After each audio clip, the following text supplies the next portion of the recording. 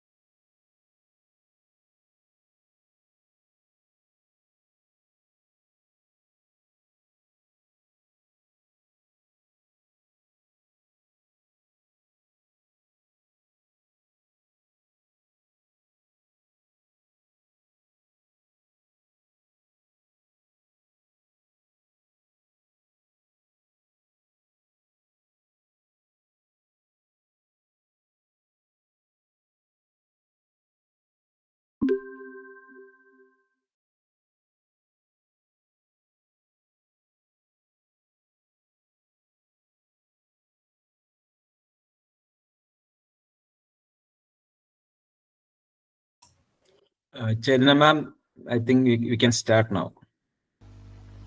Okay, sir.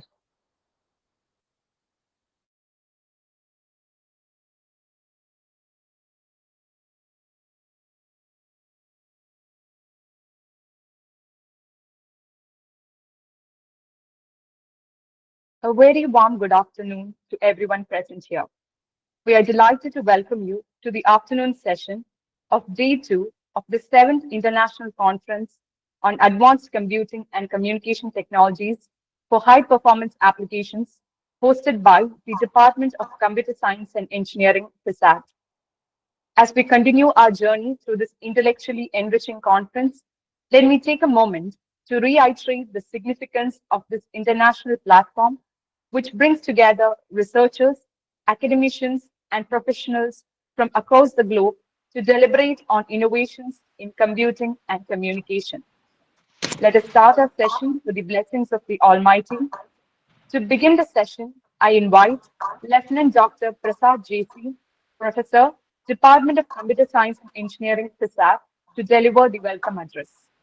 Sir, please. Thank you. So, good afternoon, everyone. It gives me immense pleasure to extend a warm welcome to each one of you to the final keynote address of the 7th International Conference on Advanced Computing and Communication Technologies for High Performance Application, ACCTHPA 2025. As we approach the concluding part of this academic journey, it is a fitting that we come together once again to hear from a distinguished expert whose perspectives promise to provide both clarity and inspiration as we look to the future. We are honored and delighted to have with us today Dr. Gangley, who will be delivering the final keynote address of this conference. His presence at this juncture marks a powerful conclusion to the series of visionary talks we have had so far. Dear participants, I encourage you to engage with the session wholeheartedly, take away insights that can spark new ideas and research directions.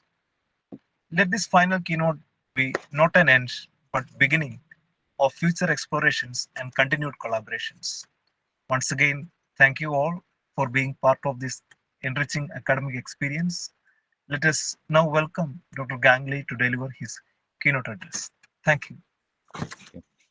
Thank Thank you, you very sir. much. Yeah.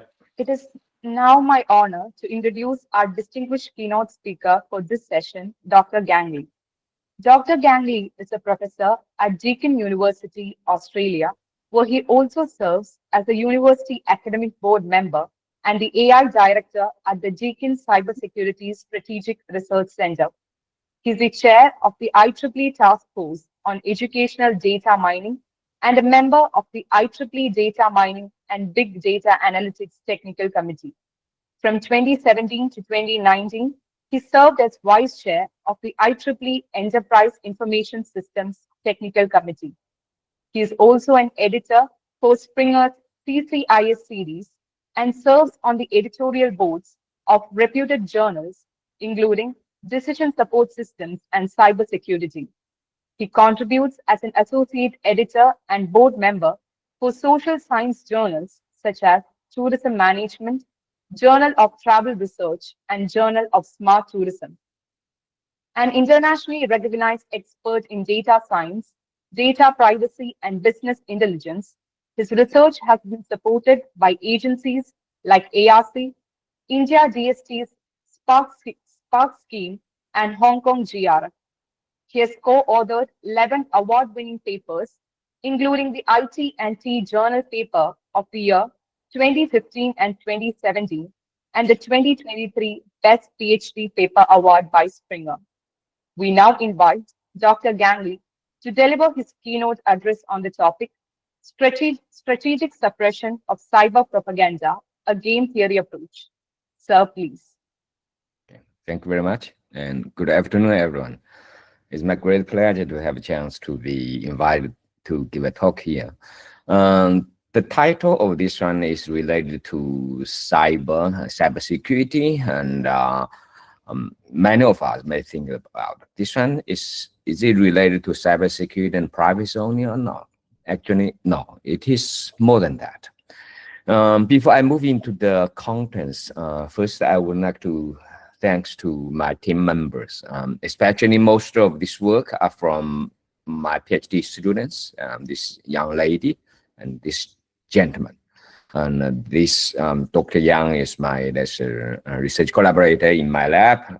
He's a lecturer in Deakin University.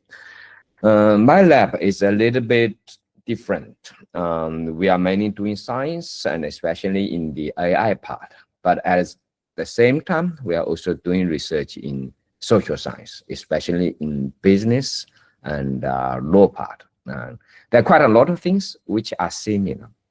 For today's talk, it's mainly related to this one, that is AI security and privacy. And we care about how to attack and then how to defend.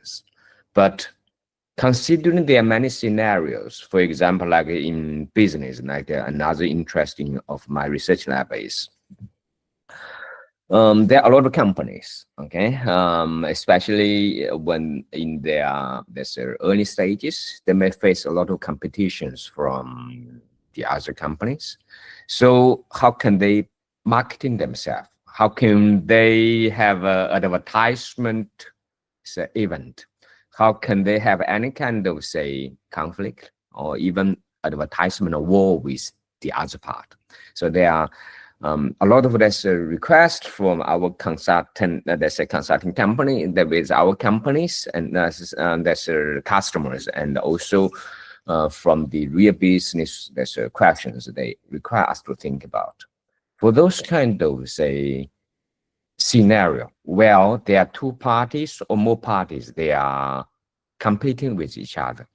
What is the best way to allocate the resources, and what is the best way to schedule the timing of the, say, promotion or marketing or attack, such that overall, along the lifetime of this kind of system, they'll get the best benefits. So that is the central, there's a background in this kind of research work.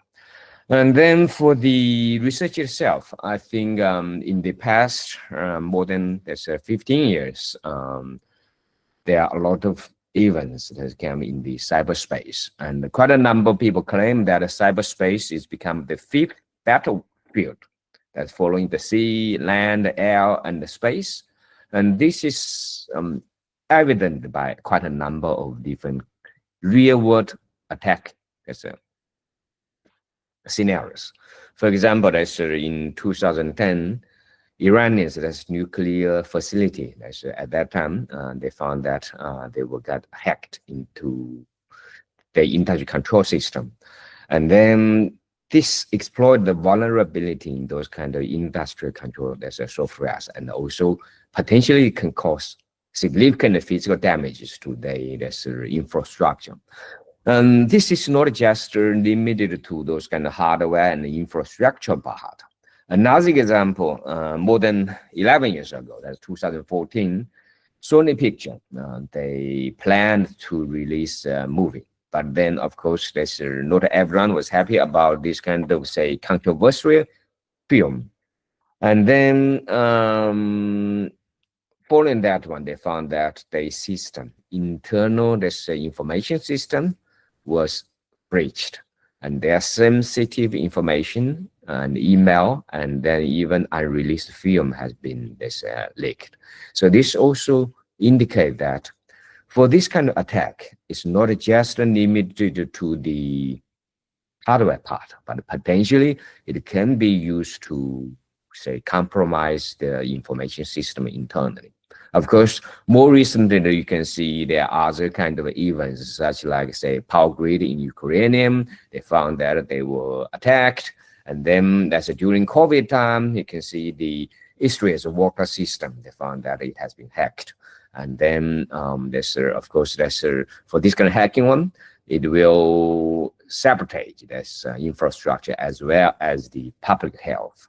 So because of technology advances in AI and also in cybersecurity, and there are quite a number of this kind of attack appeared on the cyberspace. So that is why in the recent decade, and many of the researchers consider this cyber war as quite a big area, because compared with the traditional war, cyber war has some kind of special features. For example, like, say, the weapon for the cyber war is not the real lethal weapons, but it could be malicious software.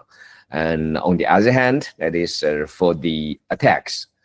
And different from traditional war, cyber war, sometimes people are not aware that who is the source of the attack, and they cannot easily trace as where the attacks coming from. And then there are many other kind of different kind of say properties people are interested in.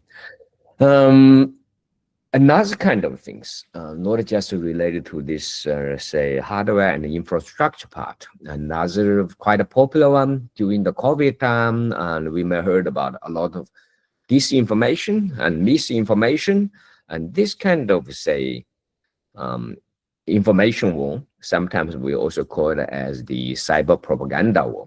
For example, we may heard about those kind of terms like, say, Russian troll farms, and then that in general means that a lot of, say, online accounts, and maybe there's a bot behind, and maybe there's a real person behind. But those kind of, say, trolls and bots, they were under some kind of control such that they can on purposely change the public opinion, because they may vote up a particular thing, they may vote down a particular thing. And using this way, they can influence the public. I think quite a famous one was this 2016 US presidential election. And if you are interested in it, you can see that what are the story behind that. But that one, in general, man, people consider as a very clear example for cyber propaganda war. But more and more recently, okay. For this war between Russia and the Ukrainian, and then you can see at the very beginning, you can see that Russian president claimed that the Ukrainian president, they fled out the country, and then they already went to US, okay? Of course, there's some kind of, say, propaganda. But then how can we control it? And you can see the other side, and the president of Ukraine, basically what he did at that time was he was roaming around the city, capital city, and take a lot of, say, videos and just broadcast that's live on the internet and the other things. So you can see this kind of, say, war, we can consider as an attack and also defense.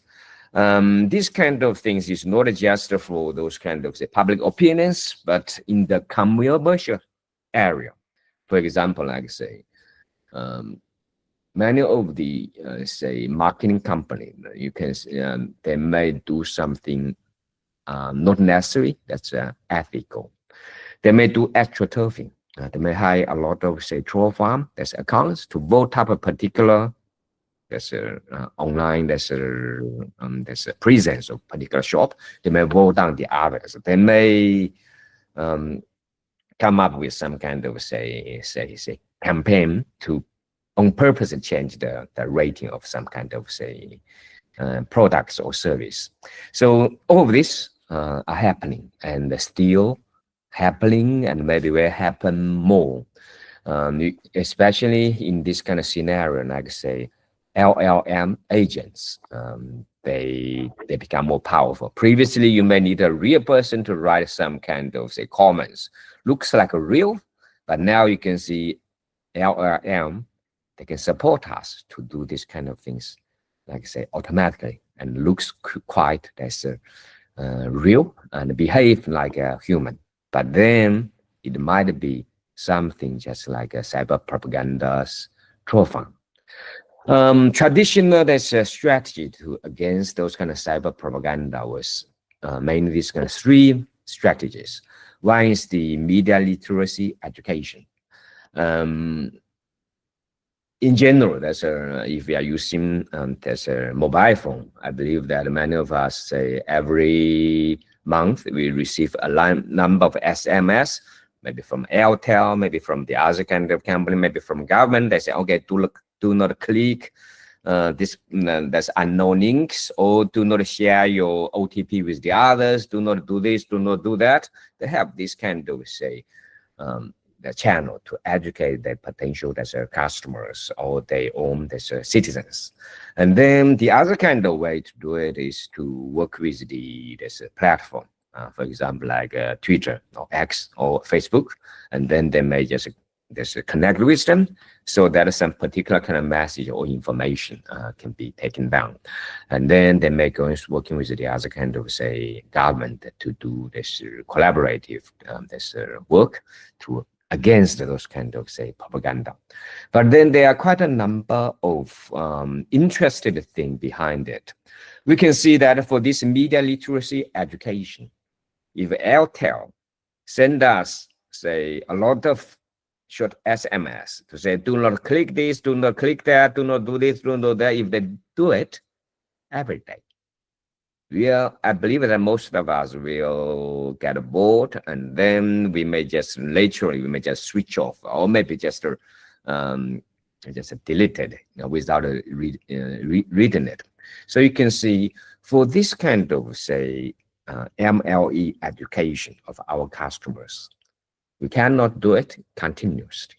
We have to do it strategically, such that it has long-term effect. Second one is working with this platform, or working with the international team for all of those kind of say effort against cyber propaganda. We cannot continuously do it. We can. That's on the long term. We can do it. That's for a very long time. But the issue is, you cannot say every day and there's every hour you are going to send some kind of post URL for a particular platform to ask them to investigate, or ask them to hold you, ask them to remove it. So it's also has this kind of expectation. So there's some kind of concern behind that is, how can you make it more effectively? If the attack could be continuous, whereas our defense could be not continuous but impartially, such that the final consequences is not that bad. Okay, so in order to do this, we formulate this kind of problem. We call that CAD problem, that's cyber war-based attack and defense problem. And here we should be aware of some kind of perspective. Traditionally, that's when we are doing the attack or defense, we assume that we are making defense against whatever kind of attack. We assume that the bad guys are all outsiders. We are good guys, okay? So we always see quite a number of models. They're just from the perspective of defenders, and then assume that the attacking is outside, and then how can we defend it properly? But the real scenario is, if you're considering any kind of, say, business war or advertisement war or even marketing thing, when you are marketing a particular kind of, say, concept or product, you are attacking others. For example, like say, if I want to set or advertisement the concept, like say, FISAT is the restaurant in Kerala area. Okay, of course, this is an advertisement, but at the same time, it's an attack to the other kind of institute, let's say in the same level, running in the same kind of region. So we can see for this kind of modeling and for this kind of research, the interesting part is, first of all, we should not just model ourselves as defenders. Okay, we are attackers. At the same time, we are also defenders. We are defending against the other people's that attack. At the same time, we are also attacking others.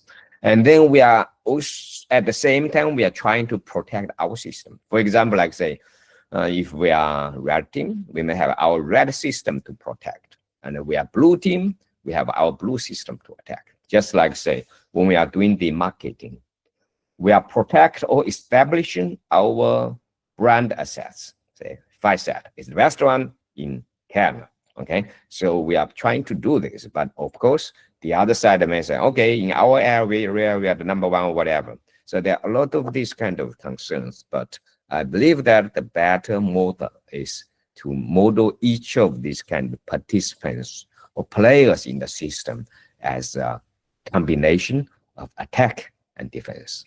And then with this kind of perspective, the idea behind it will be, how can we make sure that our strategy will be cost effective?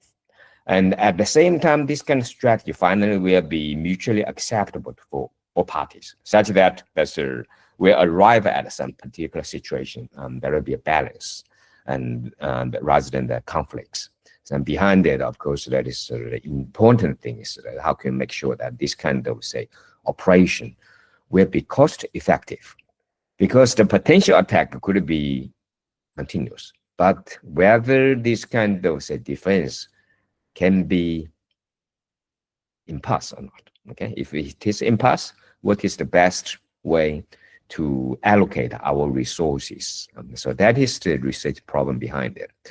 As for the methods, we may need to utilize two kinds of things from the related area. And one part is talking about this kind of network as a propagation, and that the model coming from the network analysis. And what we did was trying to see that for this kind of networking, for example, like a social network, if there is any kind of, say, propagation of a message, how this kind of information was spread in this kind of social network. For example, like if you post a message in Twitter, how this kind of post was spread to the users of X, okay, whether by some hops, the impact or the potential effects was terminated. And so we will want to understand what is this kind of propagation law. And then once we understand this kind of propagation law, and we can come up with some kind of strategy to control it, such that it will either minimize our damage or maximize our potential profit. For the first step is to say for the network that's a propagation. The idea of it is we try to figure out what is the topology of those kind of, say, objects that are involved in the system. Okay, these kind of objects, depending on our channel, it could be just like a pandemic area. It's one person to another person. But if the computer virus, it could be different host, one host to another host in the same local area network, or across the routers to different kind of, say, network. But it could also be the user account in social network, and then the message spread. It could be virus, could be the ransomware, could it be real, there's rumors, could it be some kind of retaliation message, could it be a lot of opinions. So that is the mathematical, there's a connection for us to try to model this kind of, say, propagation. And once we have this, and then we can try to see this, of course, from some kind of system to see with some kind of parameter, whether we can understand that how this thing was spread, and then under what kind of situation this thing will be, say, terminated. For example, this is some kind of classic model this in the pandemic research. We may assume that in every node, it could be susceptible, or it could be infected, okay? And then for the patient, it's easier to be infected or recovered. And then they have some kind of infection rate, there's some kind of recovery rate, and then we may want to see that if there's a connection topology is like this, how can we make sure that this thing will be removed, for example, from this kind of model representation, and from the math, we can see under what kind of situation, and then propagation will persist, and then under what kind of situation, this kind of, say, propagation will be eradicated. This one is talking about how this kind of work will be sustainable. But then when we are talking about the cost involved, sometimes we just want to see that whether it is really necessary to do this kind of, say, termination, to really do a lot of this kind of recovery or not. One example, just like in the COVID time, you can see finally we didn't have this kind of, say, zero tolerance as a policy that's actually implemented, because people find that it's not cost effective. And then the best way finally is we come up with some kind of equilibrium. That's a balance, such that in general, the damage was not that far. So that was the first part. We try to see what is the model for it. And once we have those kind of model established, and then the idea behind it is we want to see that in order to achieve our expected result, and what is the way we can do, and what is the method we can utilize to formulate this kind of task, such that at the very end, we arrive at some kind of balance, such that this kind of balance is to our advantage. We mainly utilize the methods now. I think many of us are aware of it. It's called a game theory. There are a lot of different kind of research on game theory. For example, like say, what is the payoff, and what is the strategy, and then what is different kind of the actions for this kind of game. But most of this kind of, say, cooperation, or this kind of, say, conflicts kind of research, people are interested in some kind of status we call it as equilibrium. Classic one is Nash equilibrium. So just say all the parties involved in this kind of game, they arrive at some kind of balance, such that whoever that's diverted from the current equilibrium situation, he will lose more rather than win. So the current situation or equilibrium situation is for everyone, there's no incentive or motivation to do any kind of changes. So that is some kind of status that people want to see. For most of this kind of control, finally, the result is not to, say, enumerate the others. Sometimes they find out the best way to achieve a particular equilibrium, such that for your party, you feel that this is acceptable, and every other party, they also feel that this is equilibrium. This equilibrium that's also will be the optimal for them. Okay, so that is the game theory related part about it. But the issue behind it is how can we drive the system into this way? We call it as the equilibrium. Okay.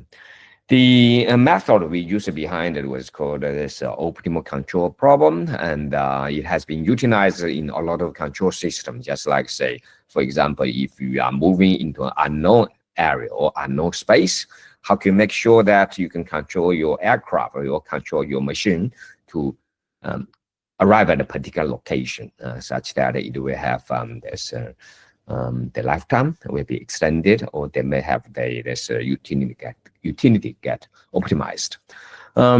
Traditional, that's optimal control. There's some kind of potential problem. One of the potential problems is they only assume that there is one player. This player is against the nature.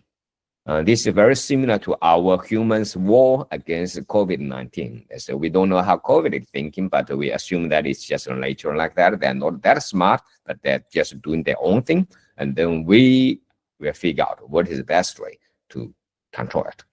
And then on the top of this optimal control, a modern part in game theory is called as differential game.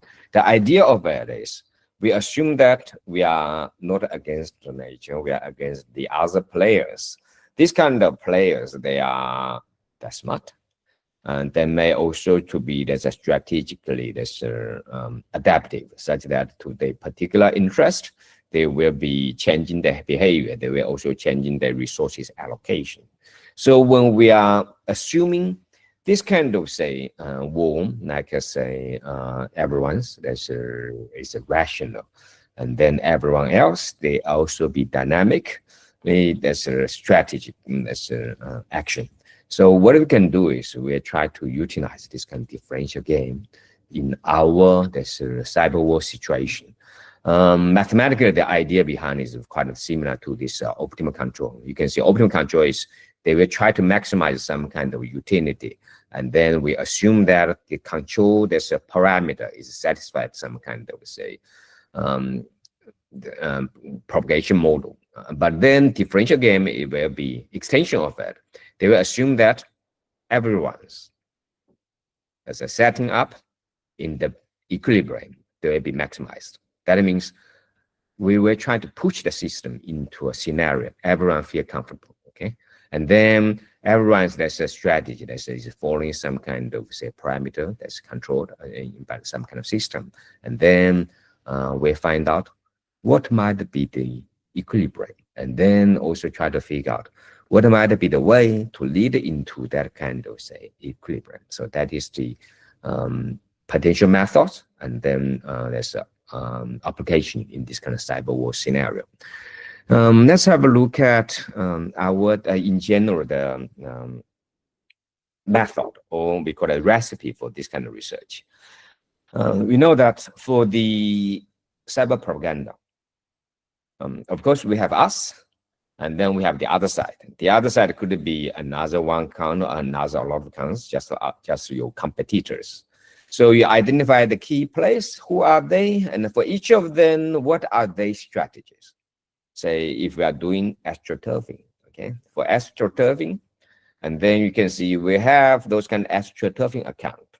No matter whether this kind of message or information is true or not, they will have the intention to still push this kind of negative information. But then for the other kind of player, we may have observers, we may have just people just didn't know anything, but they just feel it is interesting. So then everyone have different kind of strategies, and then we see what is the thing they can control.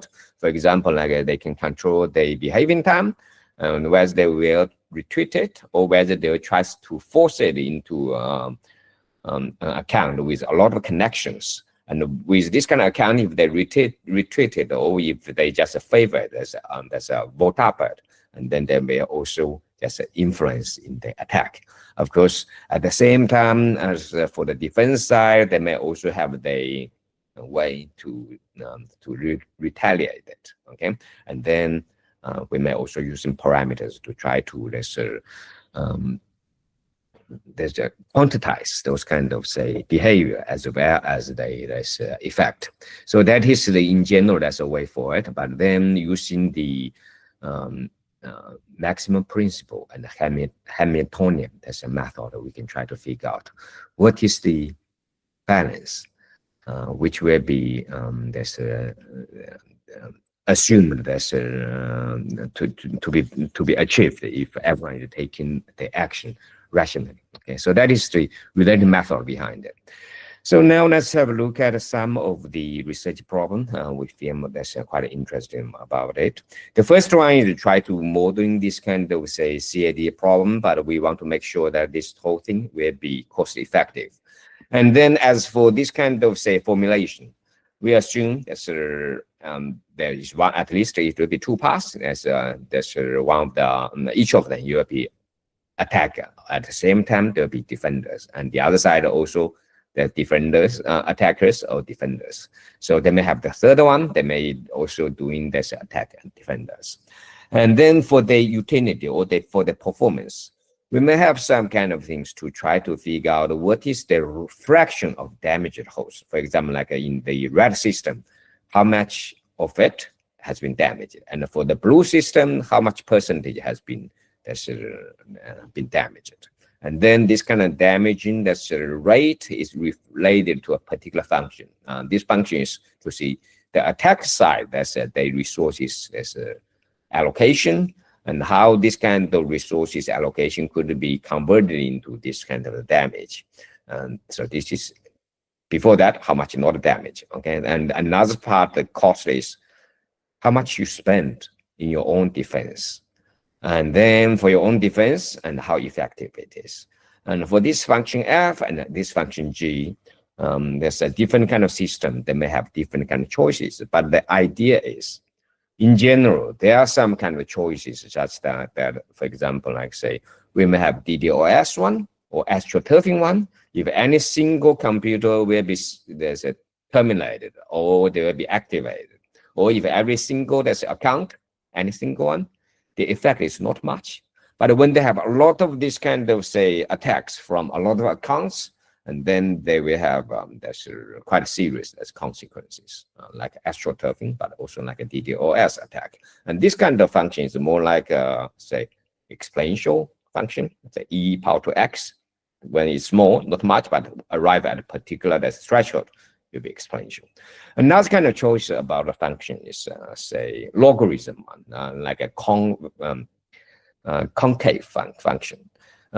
Concave function, I would say in cyber defense, it could be something like say, if you install 2 or 3 antivirus software, maybe the performance is already good enough. There's not much that's a game if you install 10 different kind of antivirus or anti-malware software, because it's just a waste of resources. So you can see different kind of defense or different kind of attack.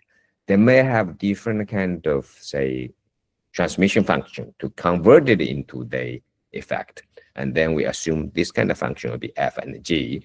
And then for the payoff for each of account, and then I think there are some kind of a little bit of math behind it, but in general, that's just see how the other sides attack will be changing into the payoff, and how your own cost of defense and attack will be considered as your overall cost. And then for each of party, roughly that's the formula will be the same. And we assume that there's a timeline for your attack, okay? And then we want to see during this timeline, okay, what is the overall as a payoff for each team. And based on this and using the CIDA program, we try to see that, okay? We want to push the system into a situation where everyone is at the local maximum, okay? And then they don't want to change any more things, okay? And they will just stable at this kind of location. The method behind it is mainly using the PMP, that's punctuating the maximum principle, and using Hamilton method behind. We found quite a number of different kind of scenarios when this kind of models, they'll be different.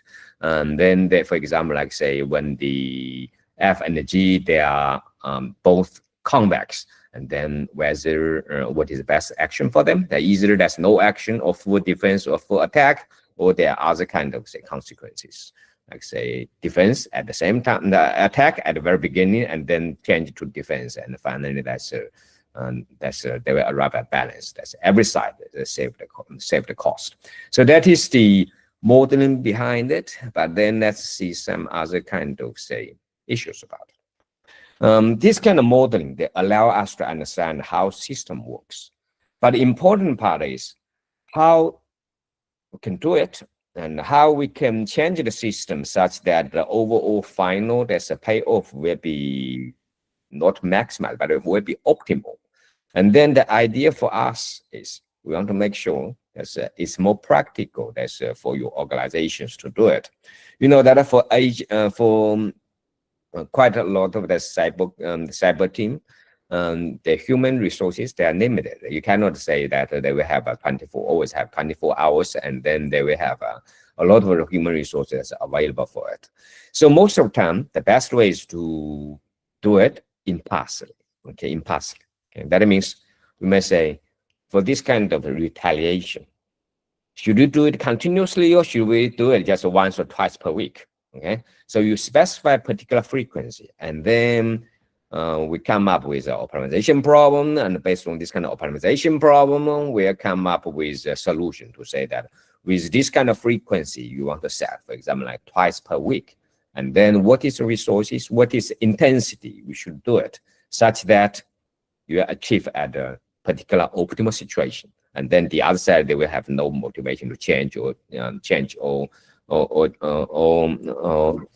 stay the same. Okay, so that is the idea behind it. I think the method, as we prove that for those kind of defense, for those kind of say scenario for resource allocation, we found that even for continuous modeling, it is possible to come up with some kind of impulse control, such that overall the payoff will be close to the one which is continuous. That means if you have a team, originally everyone has to work 24 hours and 7 days per week, but now maybe not necessary. It may be that 2 or 3 times, but of course sometimes we may need a little bit more people on a particular task. So that is a cyber propagation loss. That's our consequences.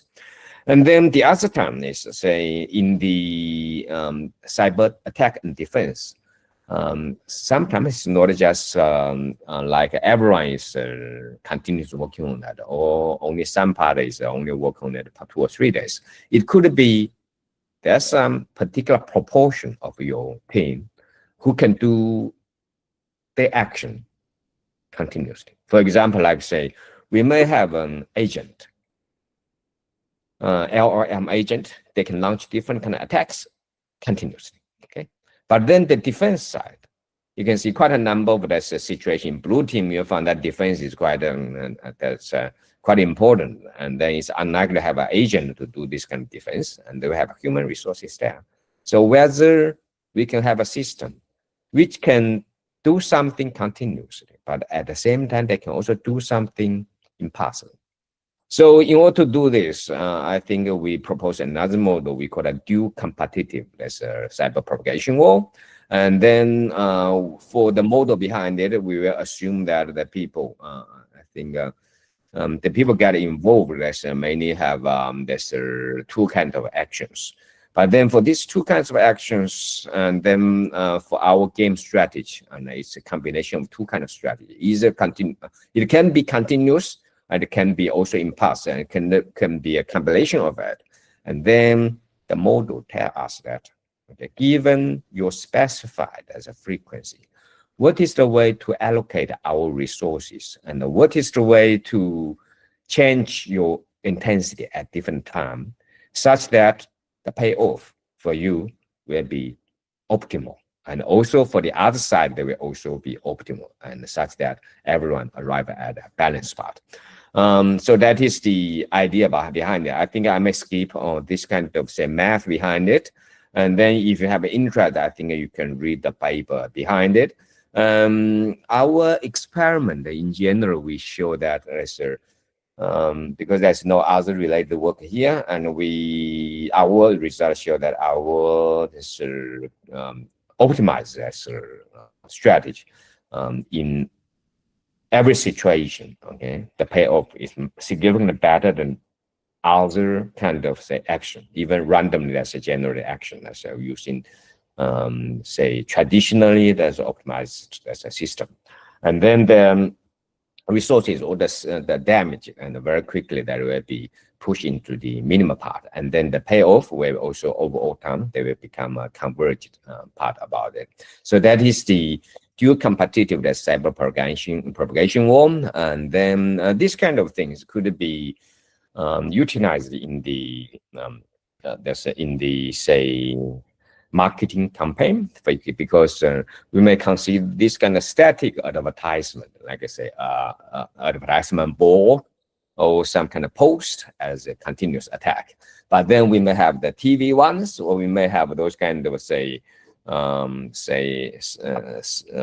online, this kind of presence, and could it be monthly or weekly? So using a combination of this continuous one and the impulse one, we can achieve the best as a performance for the campaign we expected. So that is the methods and some of the formulated as cyber propagation problem I would like to share. And if you have interest, and you can just take a picture, and then our papers in this series that you can find out from this full IEEE transaction papers. And then that is pretty much, that's all the things I would like to share. Thank you very much.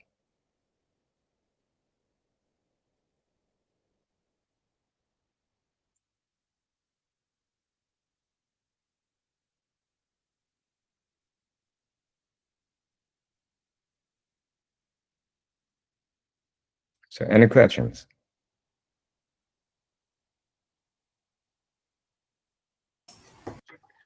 Anyone? Thank you, Dr. Gangley, for that highly engaging and informative session. Now, I would like to request our participants to please share their feedback or ask any queries about the session.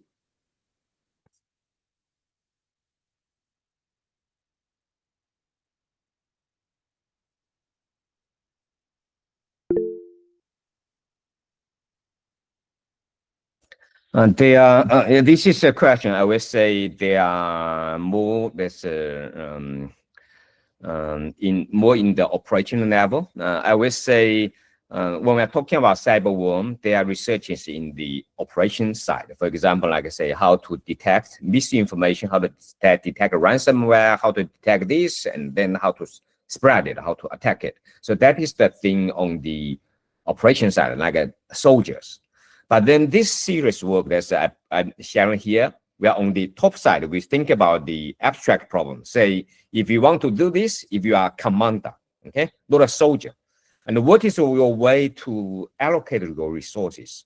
And what is the way for you to push this kind of, say, battlefield such that you're to your own advantage? For example, like say, we say that you want to have this kind of intensity of this kind of attack to be 60%.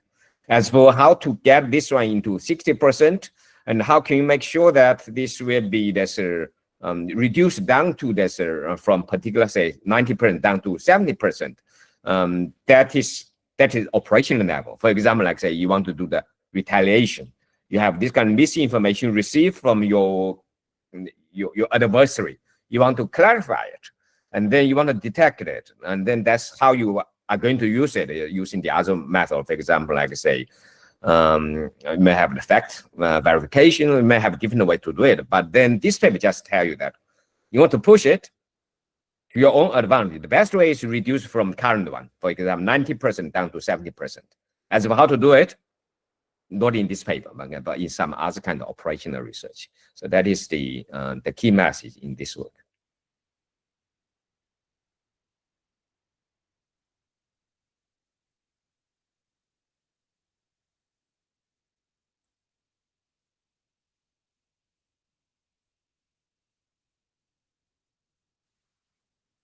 Thank you, sir. Are there any more questions from anyone?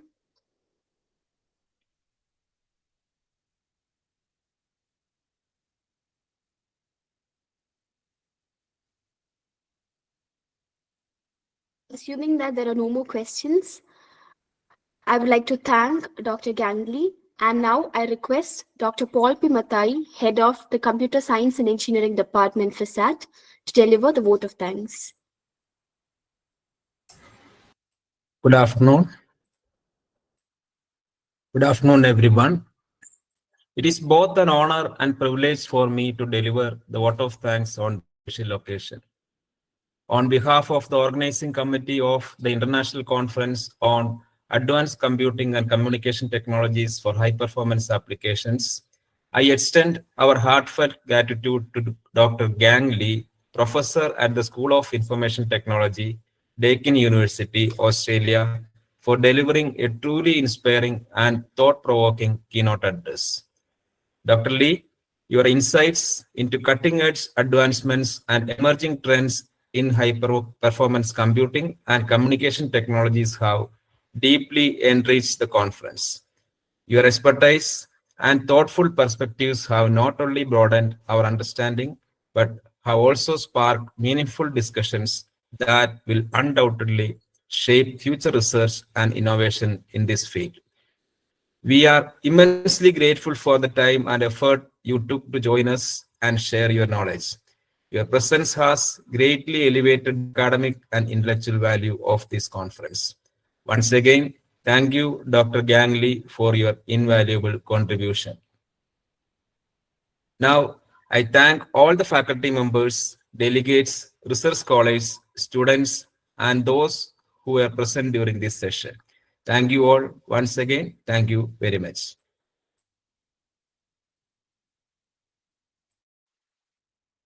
Thank you, sir.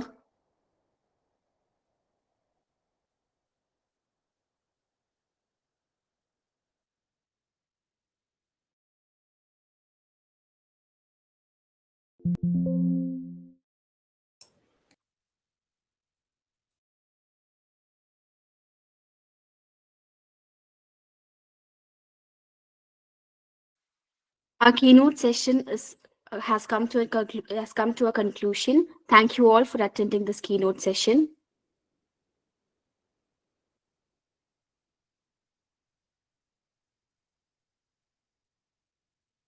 Next, we move on to the valedictory function. We have come to the conclusion of the 7th International Conference on Advanced Computing and Communication Technologies for High Performance Applications, hosted by the Department of Computer Science and Engineering, FISAT. Now it's time for the valedictory function, and the platform is open for an opportunity for feedbacks from all the delegates and faculties. I invite everyone who are interested to come forward to share their feedback and experience in the two-day conference.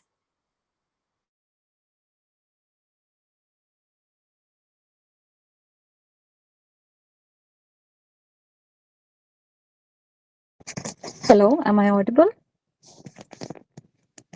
Yes. So I would like to express an appreciation and gratitude for the 7th International Conference on Advanced Computing and Communication Technologies for High Performance Applications held at FISAT. The conference featured outstanding keynote speakers, and they have shared valuable insights on several topics. And the topics were thought-provoking and relevant to the current trends in computing and communications. So overall, I found the conference to be a great platform for learning about advanced computing and communication technologies. The speakers did an excellent job for presenting cutting-edge research and sparking discussions on high-performance applications. So I appreciate the efforts of Department of Computer Science and Engineering at FISAT and the support from IEEE Kerala section in organizing this event. And I look forward to future editions of the conference and continued exploration of innovative topics like this. So thank you so much for this opportunity. Thank you so much.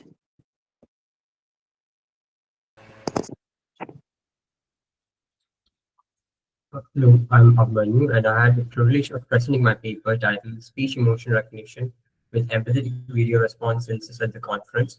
Presentation went very well, and I received valuable insights not only from fellow presenters, but also from the session chairs who asked thoughtful and engaging questions. Their feedback provided new perspectives and inspired further improvements and future directions for my research. I sincerely thank the organizers for giving me the opportunity to attend and present at this conference. It was a very enriching experience that has greatly contributed to both my current work and future research aspirations. Thank you. Hello, am I audible? Yes. Yes. Myself, Sampli, working as Assistant Professor in Department of ECE. And this year, I'm very truly honored to be part of ACCTHPA 25. And the 7th edition conference with a merely an acceptance rate of only 10%. It's truly reflecting the high standards which is maintained throughout the selection process. And it's very fortunate to see this time our students and various research scholars actually successfully defending their questions, the questions to the esteemed chairs, and the chair's valuable suggestions, which actually indeed added academic value to all the sessions. And truly, I'm thanking the organizers of the ACCTHPA 25 for this wonderful opportunity to us. And really, I cannot leave without telling about the organizing team of behind this ACCTHPA 25. Really, from the applauding stage to the presentation stage, that really timely help from all the team and the warm hospitality they actually provided throughout the conference. We actually thankful for all these things. And really, we are looking forward to the continued success of this ACCTHPA and eagerly waiting for the next edition. Thank you.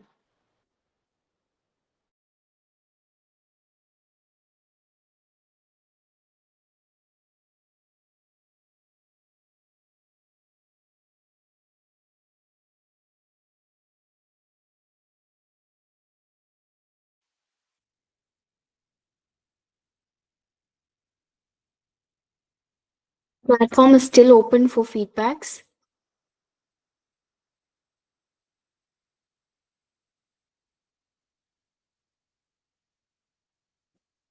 Good afternoon. Am I audible?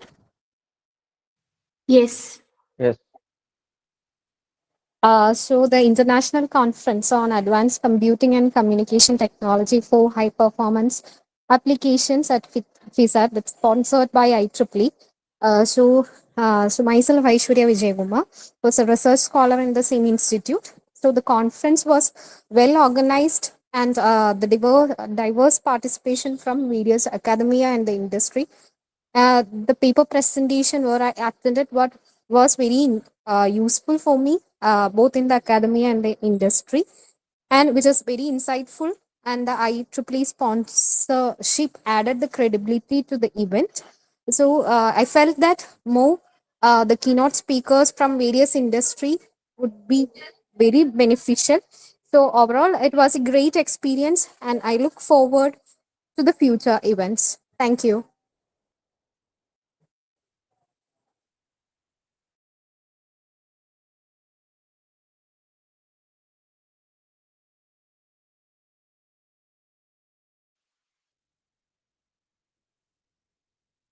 Thank you. Assuming that there are no more feedbacks or experience sharing, I request Dr. Paul P. Matai, Head of Computer Science and Engineering Department, to deliver the vote of thanks. Thank you, Ritika. Good evening to all. As we come to the close of this enlightening and inspiring international conference on advanced computing and communication technologies for high performance applications, ACCTHPA 2025, it is my honor and privilege as the head of the Department of Computer Science and Engineering at FISAT to deliver the vote of thanks. First and foremost, I extend my heartfelt gratitude to Almighty God for giving strength to all of us to coordinate and conduct the conference smoothly. My sincere gratitude goes to the management of FISAT, principal, vice principal, dean academics, academic heads, and all others for their constant support, encouragement, and for providing the infrastructure and environment necessary to host a conference of this scale. I would also like to express our deep appreciation to all our keynote speakers, session chairs, and paper presenters, both from India and abroad, who have brought a wealth of knowledge and innovation to our platform. Your contributions have been instrumental in making this conference intellectually rich and forward-looking. To the organizing committee, technical and logistics team, and especially our faculty coordinators, I don't want to mention the names of any of us as all of us have contributed 100% of their efforts to conduct the conference successfully, starting from Dr. Arun Kumar Emman to Ms. Ansi Anthony, who just joined the institute, and student volunteers, special mention to Ms. Ritika Rajan and Ansa Andu. Your tireless efforts over the past weeks and months have made this conference a success in every sense. A big thanks to the multimedia team led by Mr. Jidesh V, along with Mr. Vishnu Prasad, Mr. Arun Papan, and Mr. Nidin for their efforts throughout the conference. A big thank to all the participants who joined us from different corners of the globe. Your engagement, questions, and discussions enriched the sessions and elevated the quality of this conference. Finally, let us remember that this event is not just a conclusion, but a beginning, a platform from which new ideas, collaborations, and research initiatives will emerge. On behalf of the Computer Science and Engineering Department, FISAT, I once again thank each and every one of you for being a part of this academic journey. Thank you. Thank you very much. Thank you, sir. We have reached the end of our insightful conference. It has been an informative and enriching 2 days delving into the world of computer science.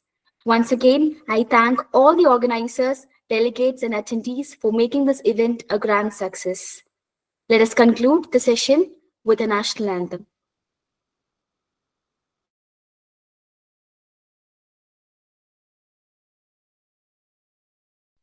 जनगण मन अधिनायक जय हे भारत भाग्य विधाता पंजाब सिंध गुजरात मराठा द्राविड उत्कल बंगा विंध्य हिमाचल यमुना गंगा उच्चल जलधि तरंगा तव शुभ नामे जागे तव शुभ आशीष मागे गाहे तव जय गाथा जन गण मंगलदायक जय हे भारत भाग्य विधाता जय हे जय हे जय हे जय जय जय जय हे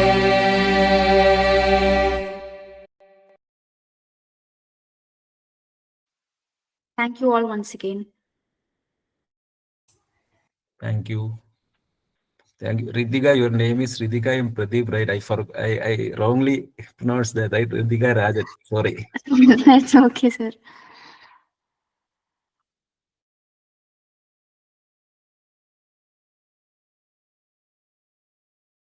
Thank you all.